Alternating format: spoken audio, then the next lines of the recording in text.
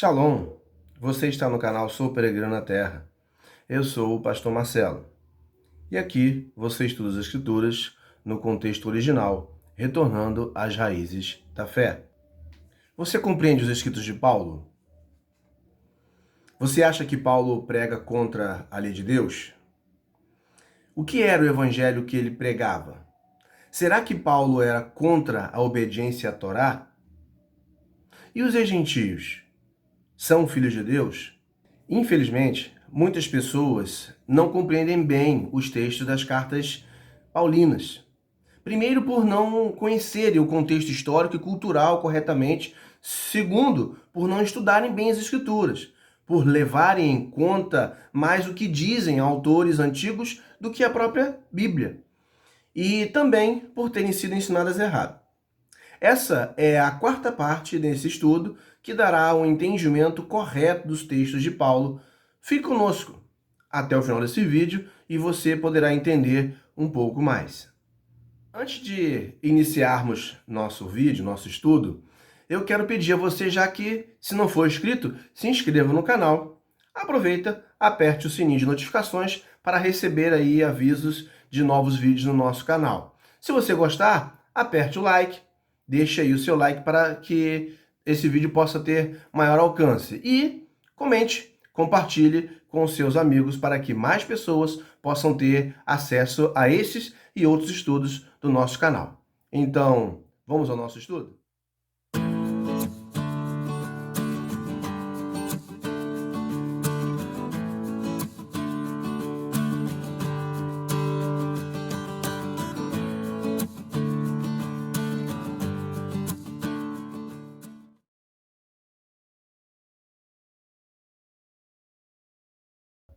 A maioria dos teólogos cristãos entendem que Shaul ensinou contra a Torá do Eterno, santo bendito seja ele. Mas será que ele realmente pregava e ensinava contra a Torá que Hashem havia dado ao seu povo? Continuaremos utilizando as formas de interpretações ensinadas nos vídeos anteriores. Se você não assistiu aos vídeos anteriores, recomendo que assista antes de continuar esse vídeo. Conforme mencionei no estudo anterior, olhando para o texto introdutório da carta, no capítulo 1, poderemos facilmente distinguir o destinatário real. Como disse, note que na introdução dessa carta, o apóstolo ou emissário fala de seu chamado e que o evangelho ou boas novas que anunciou era verdadeiro e que algumas pessoas estavam trazendo um falso evangelho. Também já falamos sobre isso no estudo anterior. Também no vídeo anterior, mostramos de quem era e para quem o apóstolo falava. De quem e para quem o apóstolo falava. Agora, vamos entrar no contexto do capítulo 4 e buscar o entendimento do que Paulo queria ainda ensinar às comunidades da Galácia. Vamos então ao texto bíblico. Digo, porém, que, enquanto o herdeiro é menor de idade, em nada difere de um escravo, embora seja dono de tudo. No entanto, ele está sujeito a guardiães e administradores até o tempo determinado por seu pai. Assim também nós, quando éramos menores, estávamos escravizados aos princípios elementares do mundo. Mas quando chegou a plenitude do tempo, Deus enviou seu Filho, nascido de mulher, nascido debaixo da lei, a fim de redimir os que estavam sob a lei, para que recebêssemos a adoção de filhos. E, porque vocês são filhos, Deus enviou o Espírito de seu Filho aos seus corações, o qual clama, Abba, Pai. Assim, você já não é mais escravo, mas filho. E por ser filho, Deus também o tornou herdeiro. Antes, quando vocês não conheciam a Deus, eram escravos daqueles que, por natureza, não são deuses. Mas agora, conhecendo a Deus, ou melhor, sendo por ele conhecidos, como é de que estão voltando àqueles mesmos princípios elementares, fracos e sem poder, querem ser escravizados por eles outra vez? Vocês estão observando dias especiais, meses, ocasiões específicas e anos. Temo que os meus esforços por vocês tenham sido inúteis. Eu lhes suplico, irmãos, que se tornem como eu, pois eu me tornei como vocês. Em nada vocês me ofenderam. Como sabem, foi por causa de uma doença que lhes preguei o evangelho pela primeira vez. Embora a minha doença lhes tenha sido uma provação, vocês não me trataram com desprezo ou desdém. Pelo contrário, receberam-me como se eu fosse um anjo de Deus, como o próprio Messias Yeshua. O que aconteceu com a alegria de vocês? Tenho certeza que, se fosse possível, vocês teriam arrancado os próprios olhos para dá-los a mim. Tornei-me inimigo de vocês por lhes dizer a verdade? Os que fazem tanto esforço para agradá-los não agem bem, mas querem isolá-los, a fim de que vocês também mostrem zelo por eles. É bom sempre ser zeloso pelo bem, e não apenas quando estou presente. Meus filhos, novamente estou sofrendo dores de parto por sua causa, até que o Messias seja formado em vocês. Eu gostaria de estar com vocês agora e mudar o meu tom de voz, pois estou perplexo quanto a vocês. Digam-me vocês, os que querem estar debaixo da observância legalista da Torá. Acaso vocês não ouvem a Torá? Pois está escrito que Abraão teve 2 filhos, um da escrava e outro da livre. O filho da escrava nasceu de modo natural, mas o filho da livre nasceu mediante promessa. Isso é usado aqui como uma ilustração. Estas mulheres representam 2 alianças. Uma aliança procede do Monte Sinai e gera filhos para a escravidão. Esta é Agar. Agar representa o Monte Sinai na Arábia e corresponde à atual cidade de Jerusalém, que está escravizada com os seus filhos. Mas a Jerusalém do Alto é livre e essa é a nossa mãe. Pois está escrito: regozije-se, ó estéril, você que nunca teve um filho. Grite de alegria, você que nunca esteve em trabalho de parto, porque mais são os filhos da mulher abandonada do que aquela que tem marido.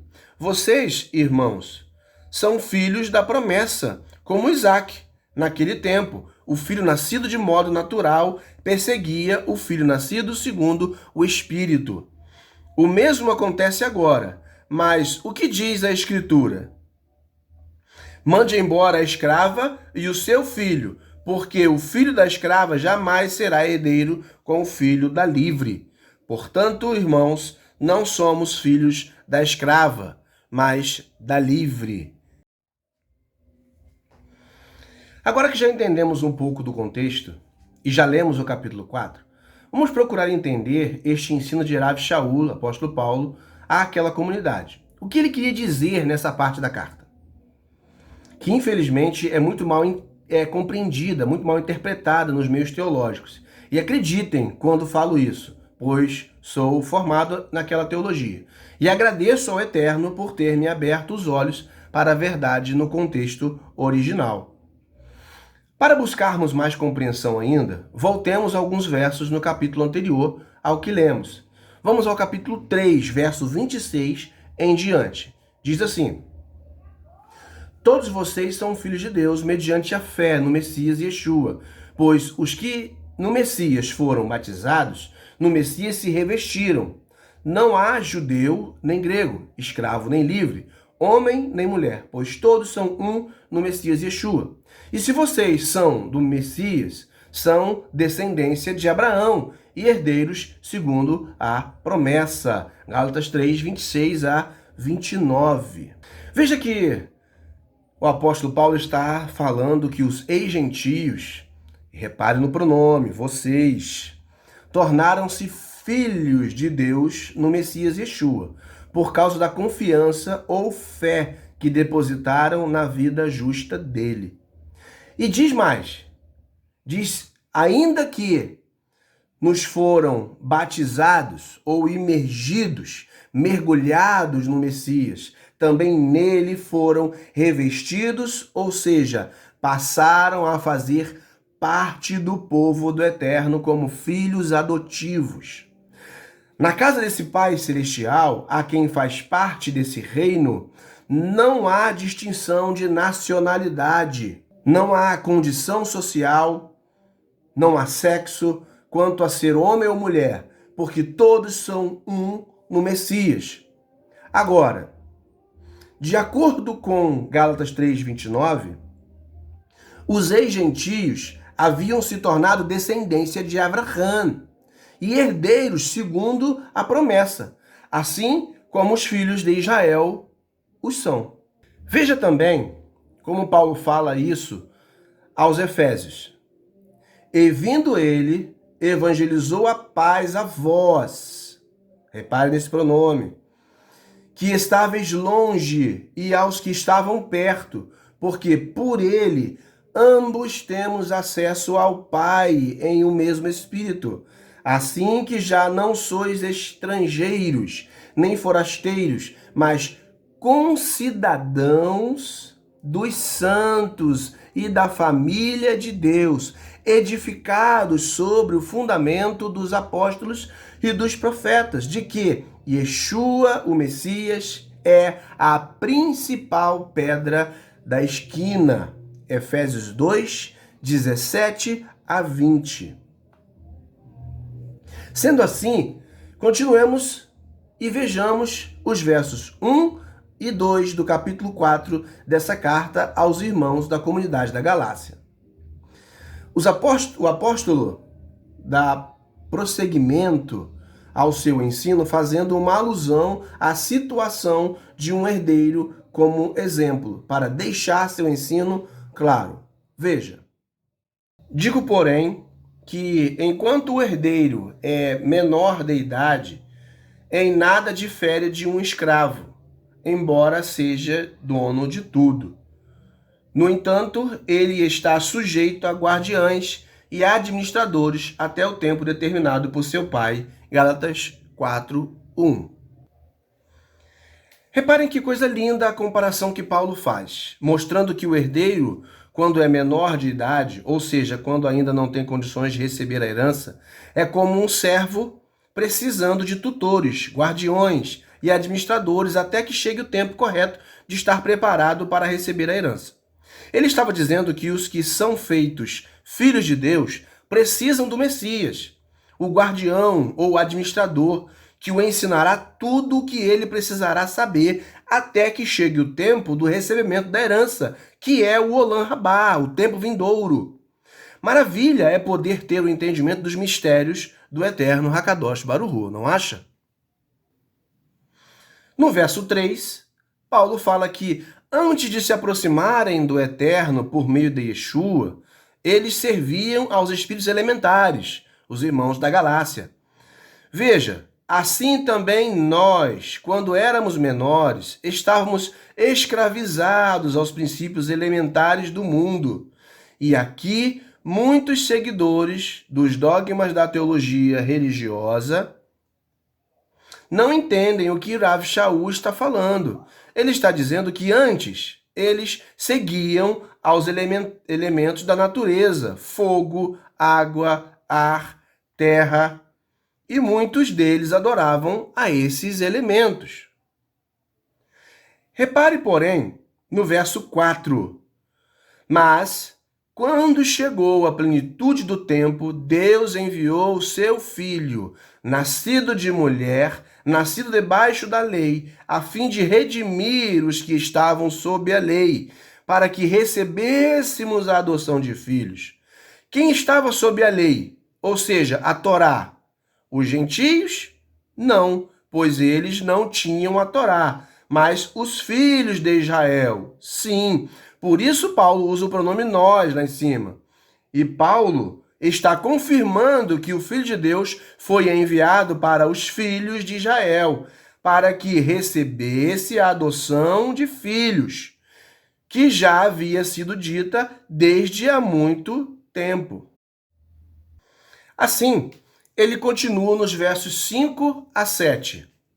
A fim de redimirmos os que estavam sob a lei, para que recebêssemos a adoção de filhos. E porque vocês são filhos, Deus enviou o Espírito de seu Filho aos seus corações, a qual clama Abba, que significa pai. Assim, você já não é mais escravo, mas filho. E por ser filho, Deus também o tornou herdeiro.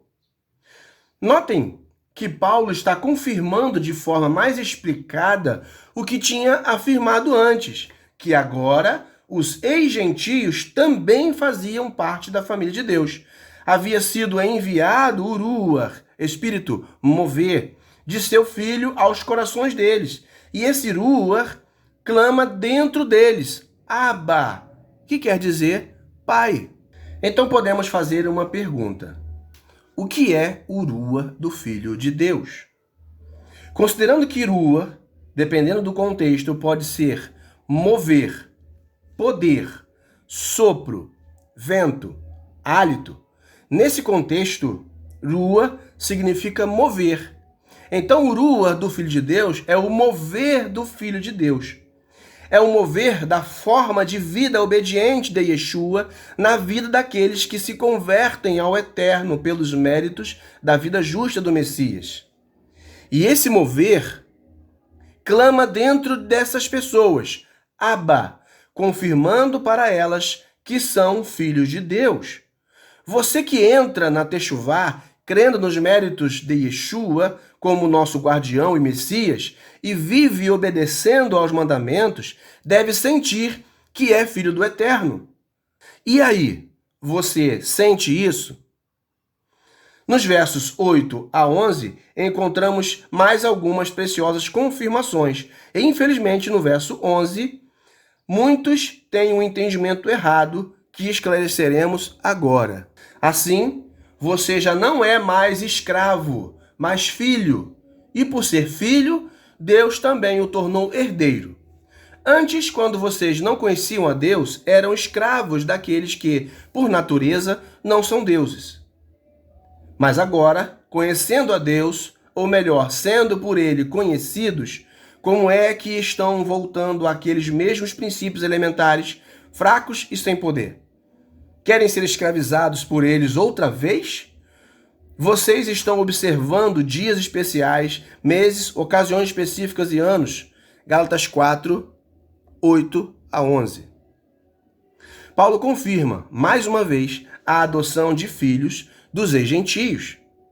Notem o pronome que ele usa e que nos indica que está falando com os ex-gentios. Eles não conheciam a Deus antes, eram escravos por natureza, mas agora, conhecendo ao Eterno, e o melhor de tudo, sendo conhecido por Ele.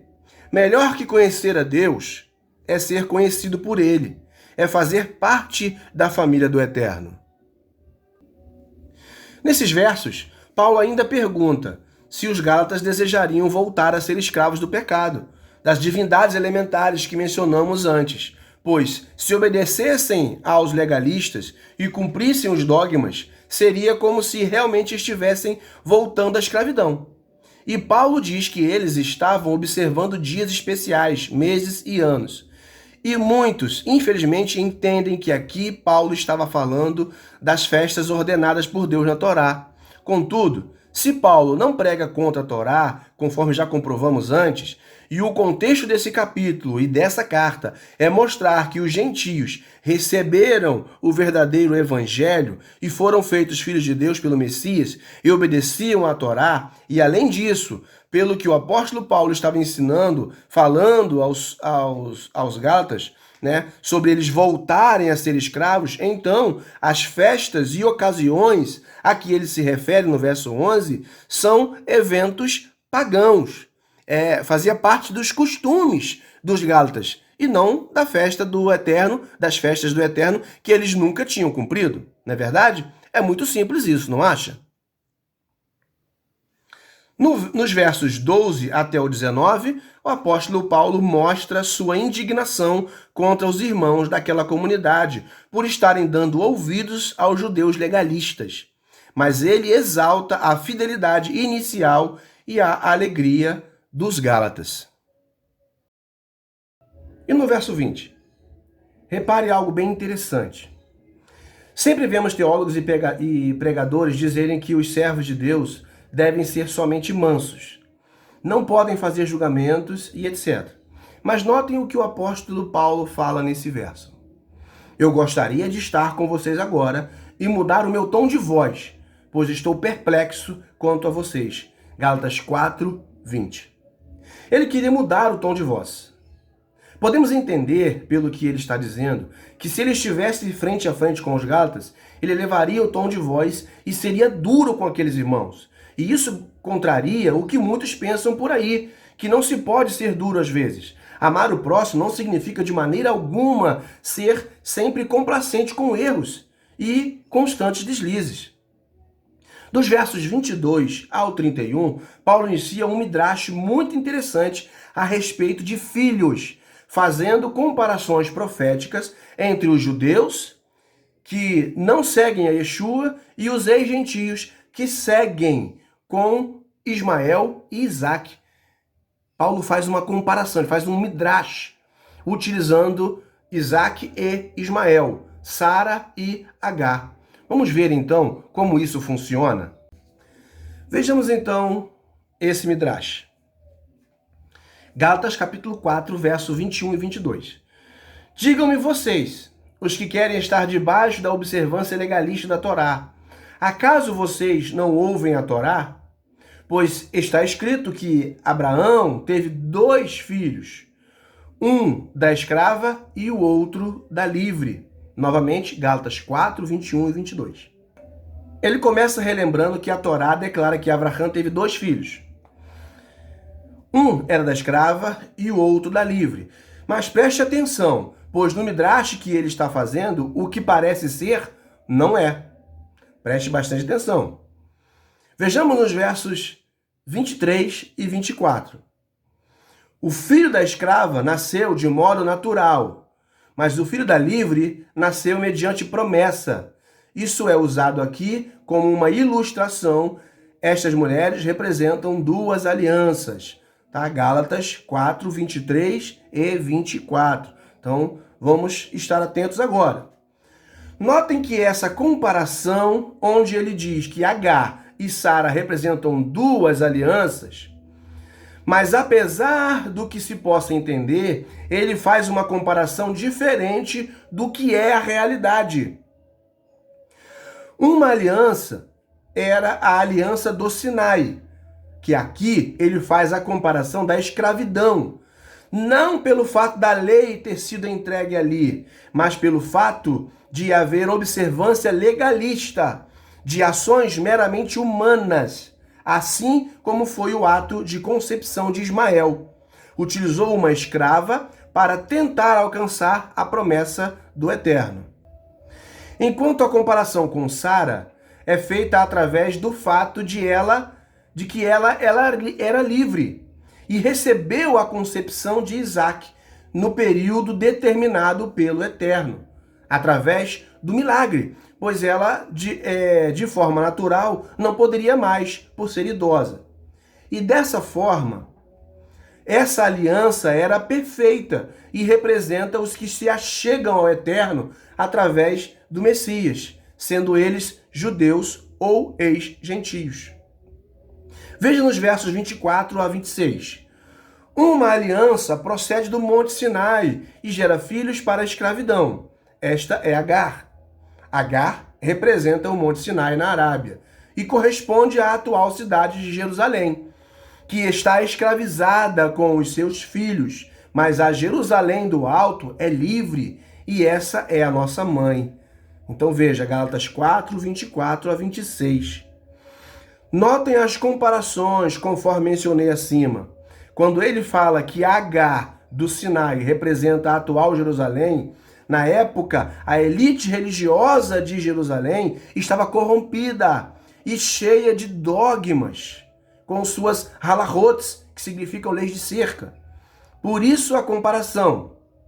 Já Sara representa a Jerusalém celestial, pois é pura e não corrompida, pois segue a Torá livremente e sem dogmas.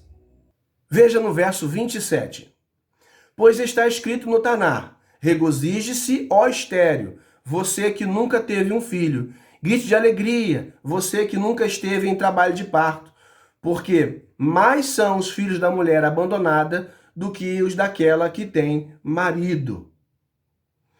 Paulo faz um midrash, uma citação de Yeshayahu, Isaías 54:1, apontando assim que os ex-gentios e os judeus que seguiam o Messias de Yeshua eram como Isaque, os filhos da promessa.